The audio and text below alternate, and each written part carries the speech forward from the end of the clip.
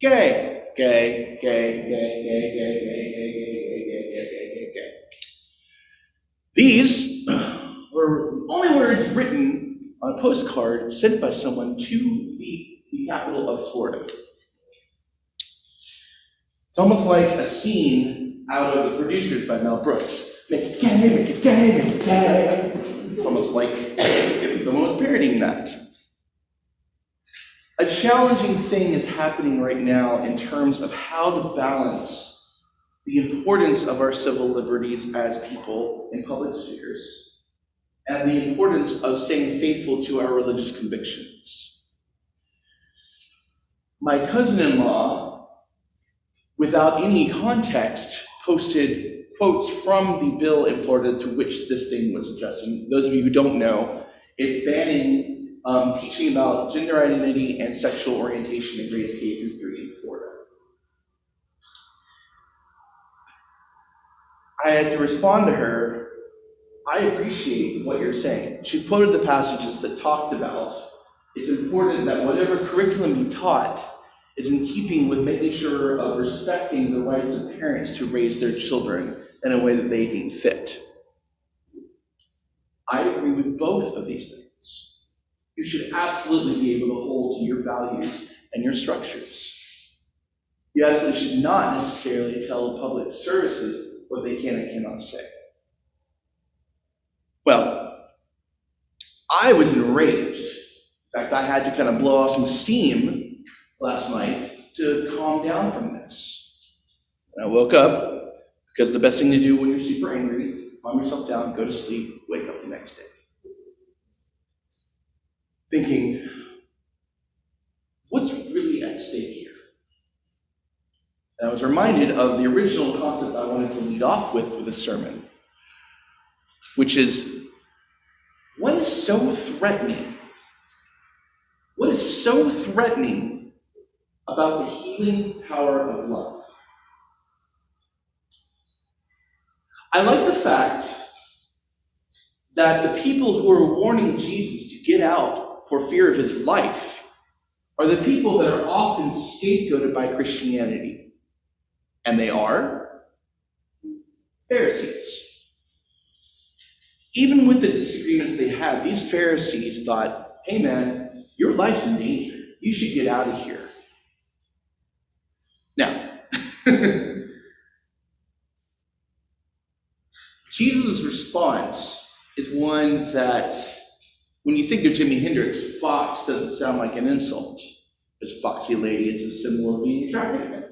However, he's like, you go tell that fox. You go tell that insult here. You tell him what I'm doing. You tell him what I'm doing right here, right now. Tell him, come at me, bro, as the pros kids would say. I am healing people. I am casting out evil spirits, and I am bringing about God's kingdom today and tomorrow. But then the next day, I will finish my work. Then you can kill me. Then my work will be done through my death. Until then, bring it, Herod. Now, why does Herod want to kill Jesus for casting out evil spirits and healing people?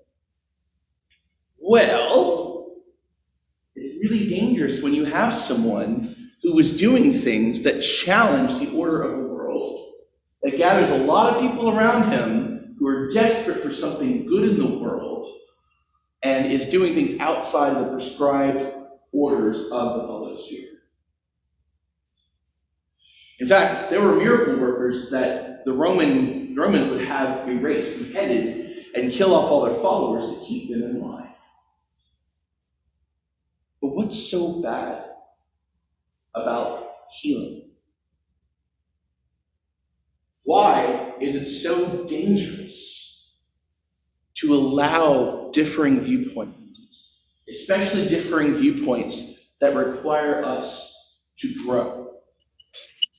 Well, it reminds us to seek the highest good. Love is a challenge. Have you ever been challenged by love? Raise your hand. Just get everybody in this room. The Does love challenge people based on one side or the other of a coin? Or does it challenge everyone equally? The low-hanging fruit that I wanted to pluck last night to go off on my cousin because I was so angry would be justified. I could slam her. I could make her feel bad. I could shame her. I could do all these things, and it would feel justified by my sense of right and wrong. And so could she. If I stayed in that place, if I stayed focusing on digging my heels in and controlling things and protecting what I think is right at the expense of others, I become the very thing that I get so angry about. It means there's no safety for that other person. It means they provide less safety, if any, for me. We're also hearing about the fact that in Russia right now, it's gotten to the point where more and more people are aware of the evils that are going on in their name, that of all things, Putin actually cut off Facebook from Russia.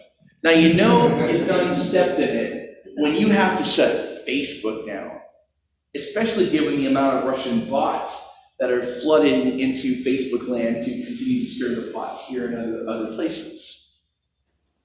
Once again, that healing power of love, that challenging power of the truth that love brings, that requirement of allowing to let go of control of other people, to allow God to breathe God's Spirit into our world, is being squelched by those for whom the love of power is higher than the power of love. Also, love ain't tidy.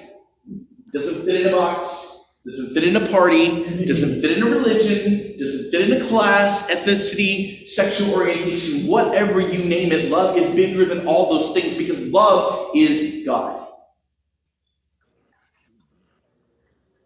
If you're going to love, bust your chops. Because it makes you have to get over yourself. It makes us have to examine ourselves. It makes us have to think about, where is God in this? How do I relate to this person? How do I love and care for them? Not, are they with me or against me? And should I smack them down and smash them down because they're not?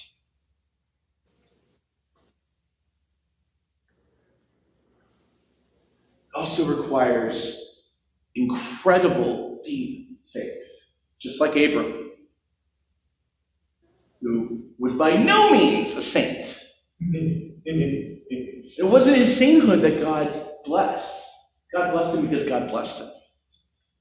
But the reality is, if we're going to have true faith, true faithfulness, faith as an action, it requires us to expand our horizons and our imaginations and allow openness to what God is trying to do. It's far bigger than anything we could have experienced. If you think you have the whole picture, you're not looking at the whole picture. If you think you understand God, you don't understand God. If you think you've arrived, you're just beginning. I know, because I'm doing it every day.